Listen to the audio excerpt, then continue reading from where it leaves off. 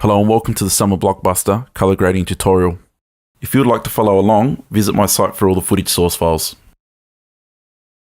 So what is the summer Blockbuster look? Here we're watching a few clips from Battleship, which features probably the most common example of the Blockbuster style, the teal and orange treatment. It's pretty obvious, but the color palette is made up of predominantly teal and orange.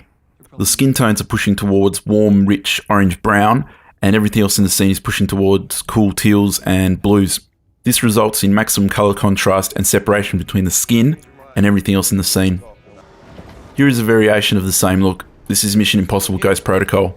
There is still a large separation between the skin and the rest of the scene. The majority of the scene is still pushing towards teal and blue, but the skin is no longer a rich orange. It is now more natural in appearance. And this is Taken 2, which is another variation of the same style. These three examples are graded somewhat differently, but essentially they're all a variation of the same basic look.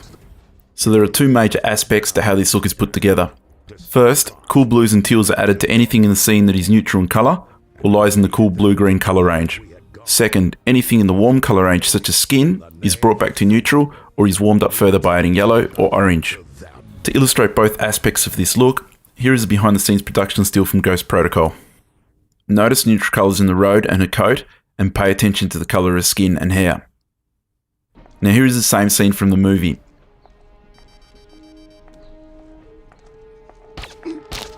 If you pause this here and flick back to the production still, you'll notice how the neutral colours have picked up a blue-green tint, and at the same time her skin and hair look quite natural and have stayed relatively untouched. This is by no means a scientific comparison, but it gives us a good idea of what's going on. So why is this look so common? Why do colourists play up the warm-cool separation? So here is the colour wheel, and here is the area that skin roughly occupies. Basic colour theory states that complementary colours when used together are particularly dynamic due to the maximum colour contrast between them. When placed next to each other, complementary colours pop and vibrate, which can be aesthetically pleasing. So the hues that are complementary to skin tones are in this area of the colour wheel, and it's no accident that this is where the teals and blues reside. So how to achieve this look? Before we complicate things and start working with skin tones, let's concentrate on the first aspect of this look, introducing the cool colour. So back to Ghost Protocol again. The easiest way to decipher the cool aspect of this look is to find something in the film that is relatively neutral in colour and has the entire range of luminance values. So looking at production stills of this scene, I notice that the set is relatively neutral. There is a blue tint, but for our purposes, it's neutral enough. So let's stop and analyse one of these frames. Looking at the distribution of hues over luminance, this is what I see as represented on a luminance ramp. Starting from the darks, we see a cool blue, moving into a muted teal in the mids, which ends up fading to a neutral white in the highs. So how to achieve this in Resolve? It's possible to get very close using one node and the lift gamma gain wheels, but I prefer to split it over two nodes and to use the log color wheels for extra control and flexibility. The first node concentrates on the lows and mids. Using the shadow and mid wheels with their ranges adjusted, we are going to push them towards these colours. Notice how we're not actually adding teal to the mids. That is achieved in the next node. So the second node concentrates on the highs. With this node we're going to modify the high range so the highlight wheel reaches further into the lows and actually overlaps and affects the mids and a little bit of the shadows. It's not possible to do this with the previous node alone, since in log mode there isn't enough overlap between the wheels. We want the overlap as this ties all the colours together and creates depth in the hue ramp. So to get the teals in the mids, we're going to add some yellow-green to the highs, and this is the result. So now we've got our teal, but our highlights are no longer neutral. To fix this, we can add a third node, and using a luminance qualifier, we can desaturate just the highs. An alternate way is to go back to the first node, and using our knowledge of colour theory, we're going to add the complementary colour of the yellow-green from node 2 to cancel out part of that correction. So now the highs are a bit purple-pink, but when we add node 2 again, we get this. You can still see some of the effects of the purple pink, but that is not entirely undesirable. In fact, it's probably a more accurate match of the look compared to just desaturating the highs. To complete the look, we'll do the same to the shadows, adding the complementary colour of node 1 to node 2 to cancel out the bottommost part of that correction. Now I'll show you how to achieve this inside Resolve. So here we are inside Resolve and we've got our footage loaded in. The first thing we want to do is go over to the RAW tab and make sure we've got red color 3 and red log film selected. I'm actually grading this through a Kodak 2383 LUT, which you can grab from my site. It's possible to grade this without a LUT, but if you're mimicking my wheel movements, the results are not going to be the same. So while we're in the raw tab, we're going to increase the ISO to 800 as the image is a bit dark, and I'm going to leave the color temperature at 5600 because it looks about right. Now in this first node, we're going to balance the image, but I'm going to switch over to log color wheels as they give me a bit more control. So what I want to do is bring out some of the detail from the watch face here. So using the offset wheel, I'm going to raise that up. And as you can see, the highlights are probably a bit bright now. So if I try to lower those using the highlight wheel, you can see it actually doesn't have much of an effect. So what I want to do is go to the high range and drop that to 0.333. And then when I try that again, that wheel's got much more of an influence. Now the highlights are looking nice and creamy, but those shadows are probably a bit elevated. So I can take those down using the shadow wheel, and that looks better. Now I'm actually going to remove some of the saturation since we're not actually dealing with that in this tutorial. So this area here is now looking a bit bright. I'm going to add another serial node, and then using a circular power window, I'm going to roughly select the watch face here, and then I'm going to invert that selection. So we're working outside it, and then using the offset wheel, I'm going to drop that down to about there. Now I'm going to create two more nodes, and this node here is going to deal with the midtones and the lows, and this node here is going to mostly deal with the highs.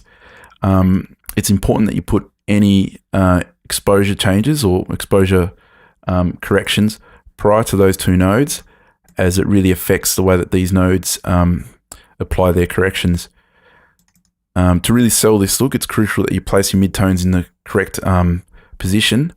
To show you that, I'm going to probably push this wheel more than I should, and you can see by default the midtone's coming in a bit too high, a bit more into the highlights than it probably should.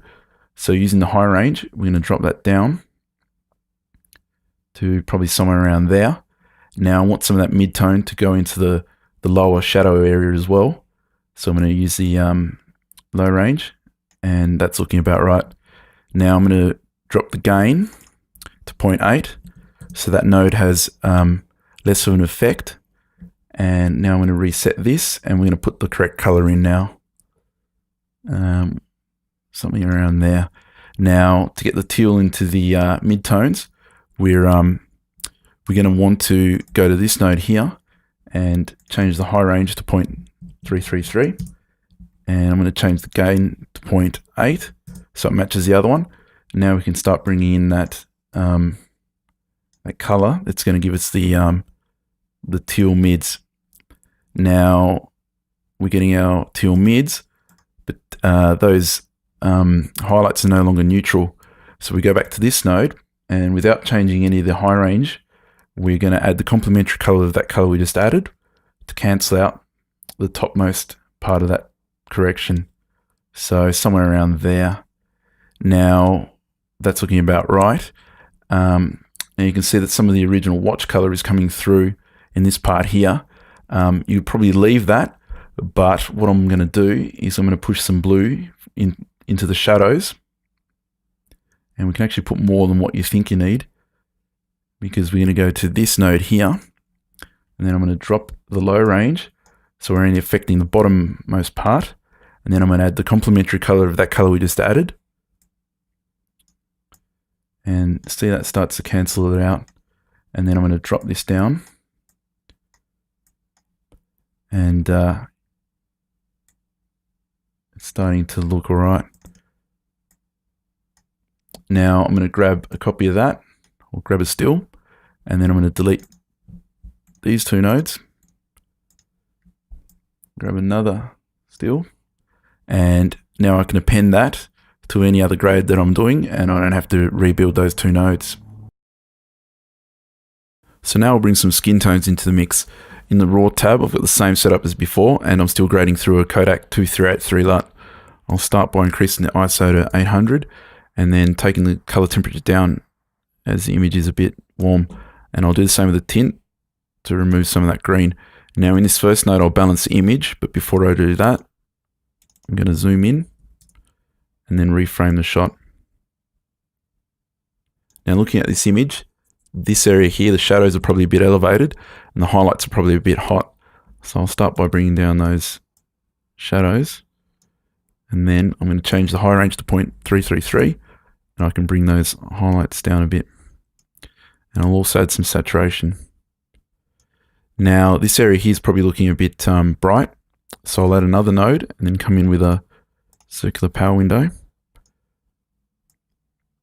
And we'll roughly select him like that, then invert that, and then I can drop the offset. Now I'm going to add another node and then a node parallel to that, and these two nodes here is where I treat my skin tones, but I'll talk about that in a second.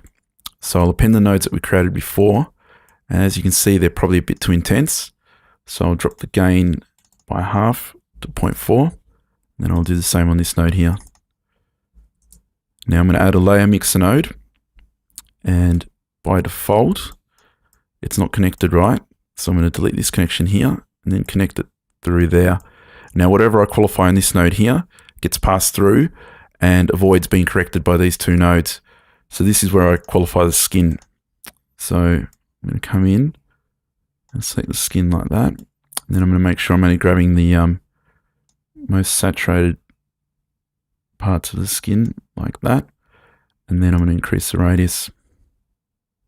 Now if I had more colors in this scene, I'd be quite wide on this to pass more colors through, but since it's only skin tones, I can afford to be quite tight like that.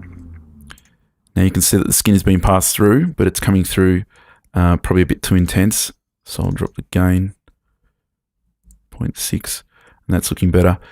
Looking at this area around here, it's probably a bit blue, so I'll go to this node, and then I'll swing the mid-tones around to green like that.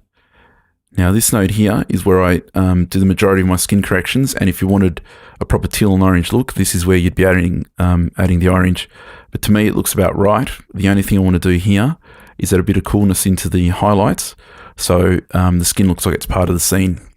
So since I've already qualified the skin, I'm going to copy that and then paste it in there, increase the gain to 1, and then I'm going to drop the high range to about there, and then I can start adding a bit of coolness into the highs. And there you can see. Now I'm not going to go into too much detail with what I do to the skins, since that's for an entirely new tutorial, but I'll show you one more thing. So what I like to do is select the reddest most part of the skin, which is usually in the ears or the cheeks, and I'm going to make sure it's only the most saturated part, and I'll blur that a bit. And what I like to do here is I'll bring the high range a bit. Using the shadow wheel, I like to push in a bit more red, and at the same time dropping this down like that. And what that does is it makes the skin look like it's alive. It brings a bit of life to the skin, so you can see the effect. It's quite subtle, but it goes a long way. Now I'll show you a few issues you're likely to encounter and a few ways to fix them. This is some footage I've graded using techniques I've just shown you. This is the original, then I've added the cool component, then I've qualified everything I want to bypass the cool component. Which brings us to the first issue, which is unbalanced warm and cool elements.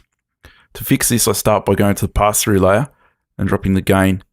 And that's usually going to be enough to match the two.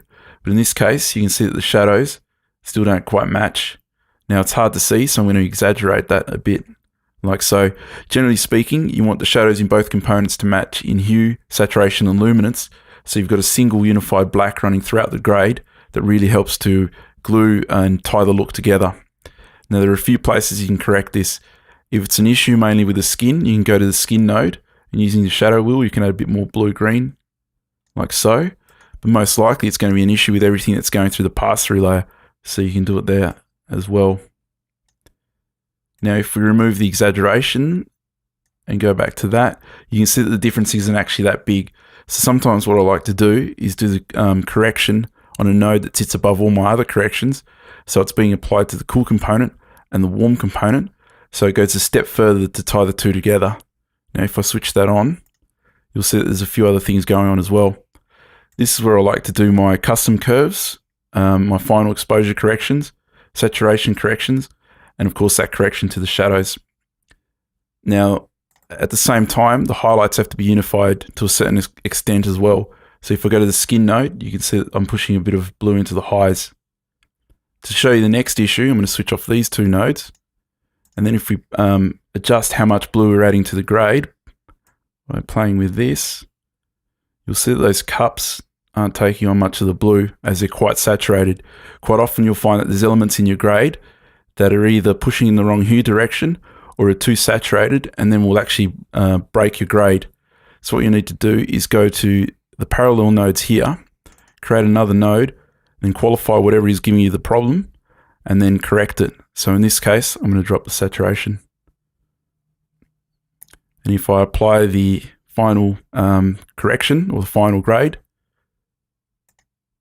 you'll see that it's doing a little bit, and it's going a long way in preventing the grade from breaking. So that's my take on the summer Blockbuster look. Make sure you visit my site for notes that accompany this tutorial. If you have any questions or comments or suggestions for future tutorials, get in touch.